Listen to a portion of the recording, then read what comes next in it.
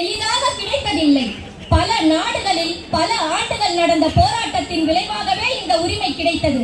1594 அரச சாசனம் ஒன்றின் மூலம் இதற்கான அறிவிப்பை வெளியிட்டார். உலகின் பல பகுதிகளில் 14 முதல் 18 மணி நேர வேலை என்பது காலை 4 மணி நேரம் மற்றும் மாலை 4 மணி நேரம் பணியாற்றுதல் என்று அறிவிக்கப்பட்டது. 1810 முதல் முறையாக ஒரு நாளில் 8 மணி நேர வேலை என்ற கருத்தாக்கத்தை ஸ்பெயின் மாநகரம் முழுவதும் போராடி பெற்றது. 1948 இண்டஸ்ட்ரியல் ஆக்ட் மூலமாகவே இது சட்டமாக்கப்பட்டது. அதன் காரணமாகவே மே 1 தொழிலாளர் தினமாக நம் அனைவராலும் கொண்டாடப்படுகின்றது. தொழிலாளர்கள் போராடி வென்றெடுத்த 8 மணி நேர வேலைக்கு அதிகமாக வேலை பளுவை சுமப்பவர்கள் நம் அடிப்படை அத்தியாவசிய மின் ஊழியர்கள். இதில் கேங்மேன் தோழர்கள் தம் சொந்த உடல்நிலை, குடும்ப சூழ்நிலை இவை அனைத்தையும் தாண்டி களத்தில் எத்தனை துன்பங்கள் வந்தாலும் இடைவிடாது உழைக்கும் சிறப்பு மிக்கவர்கள். இக்கூட்டம் இங்கு கூடியதற்கு 3 காரணம். முதற் காரணம், கேங்மேன் பணியாளர்களை உடனடியாக களப்பணியாளராக மாற்றும் கோரிக்கை. கேங்மேன் தொழிலாளர்கள் பணிக்கு மார்ச் மாதம் 2021ஆம் ஆண்டு பணியில் சேர்ந்தனர். சேர்ந்த வருடமே மிக கடுமையான சூழ்நிலை கொரோனா காலம். அதன் தாக்கம் அதிகமாக இருந்த நிலையிலும் சுமார் 500 கிலோமீட்டர் குடும்பத்திலிருந்து தள்ளி இருந்த சூழ்நிலையாலும் சிறப்பான பணியை சிறிய முகச்சுளிப்பும் காட்டாமல் செம்மையாய் உயிரையும் பொருட்படுத்தாமல் உழைத்த கேங்மேன் பணியாளர்களை அவர்கள் வேலை இதுதான் என்று கூறாமல் அனைத்து மின்வாரிய வேலையையும் சுமந்த கேங்மேன் ஊழியர்கள் தாங்கள் வேலைக்கு சேர்ந்த காலம் மாதம் வெறும் 15,000 மட்டுமே சம்பளமாக பெற்றவர்.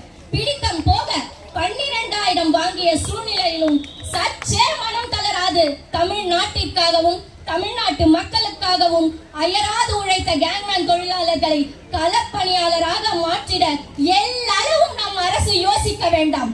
உழைப்பு ஒன்றையே இவர்கள் மூச்சாய் கொண்டு எல்லா கஷ்டத்திலையும் உயிரை பொருட்படுத்தாது உழைத்த கேங்மேன் தொழிலாளர்களை கண்டிப்பாக களப்பணியாளராக மாற்ற வேண்டும். இரண்டாவது கோரிக்கை, நமது இரண்டாம் கோரிக்கை, 400-500 கிலோமீட்டர் தூரத்தில் பணி அமர்த்தப்பட்டு கடுமையான பணிச்சுமையிலும் மன அழுத்தத்திலும் பணியை மேற்கொண்டு வரும் கேங்மேன் பணியாளர்கள் அனைவரையும் சொந்த ஊருக்கு இடமாற்றம் செய்தீர்கள். தற்போது உலக சுகாதார மையம் ஒரு சர்வே நடத்தியது. 60% பணிச்சுமையால், 75% குடும்ப சுமையால், 85% மன அழுத்தத்தால் தொழிலாளர்களுக்கு உடல்நிலை பாதிக்கப்படுகின்றது. இவ்வளவு சுமைகளையும் சுமந்து அவர்கள் பணியையும் தாண்டி மற்றவர்களின் வேலையும் சேர்த்து செய்யும் கேங்மேன் தொழிலாளர்கள் மன அழுத்தம் இல்லாத பணியை செய்வதற்கு உடனடியாக கேங்மேன் தொழிலாளர்களை அவரவர் சொந்த ஊருக்கு மாற்றி 75% கேங்மேன் தொழிலாளர்களின் பாதிப்பை குறைக்குமாறு தாழ்மையோடு தமிழ்நாடு மின்சார வாரியம் அவர்களுக்கு மிகவும் தாழ்மையுடன் கேட்டுக்கொள்கின்றேன். மூன்றாவது கோரிக்கை, உடற்தகுதி தேர்வு மற்றும் எழுத்து தேர்வில் தேர்ச்சி பெற்று மின்சார வாரிய நிர்வாக குழு அனுமதி வழங்கியும் பணி அமர்த்தப்படாமல் நிலுவையில் உள்ள 5493 கேங்மேன்களுக்கு உடனடியாக பணி ஆணை வழங்கிடுங்கள். ஒரு போராட்டத்தின் வெற்றி தனிப்பட்ட வெற்றி அல்ல, தனிப்பட்ட குடும்பத்தின் வெற்றியும் அல்ல, நம்முடன் இருக்கும் அனைவரின் உரிமையையும் போராடி வென்றெடுப்பது. கேங்மேன் போராள சகோதரர்கள் அவர்கள் கோரிக்கையை மட்டும் போதும் என்று நிறுத்தாமல் மூன்றாவது கோரிக்கையாக பொதுநலத்தோடு எடுத்த காரணத்தால் இப்போராட்டம் வெற்றிக்கான போராட்டம். தன்னலம் பாராது அனைவரின் நலனுக்காக போராடும் உயரிய போராட்டம் என்றும் வெல்லும், என்றுமே வெல்லும். கேங்மேன் தொழிலாளர்கள் வாழ்க, கேங்மேன் தொழிற்சங்கங்கள் என்றும் சிறப்புடன் வாழ்க.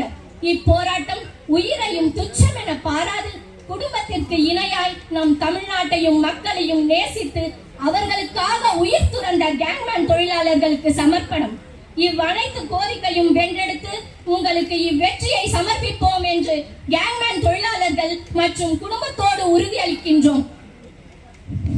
போராடுவோம், போராடுவோம், போராடுவோம், போராடுவோம். கேங்மேன் தொழிலாளர்களின் கோரிக்கை வென்றெடுக்கும் வரை போராடுவோம். கேங்மேன் தொழிலாளர்கள் கோரிக்கை வென்றெடுக்கும் வரை போராடுவோம். போராடுவோம், போராடுவோம், போராடுவோம், போராடுவோம். கேங்மேன் தொழிலாளர்களின் கோரிக்கையை வென்றெடுக்கும் வரை போராடுவோம். போராடுவோம்.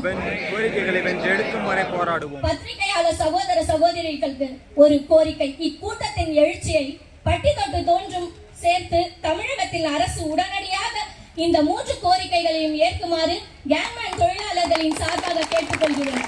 போராளிகள் தோற்பதில்லை.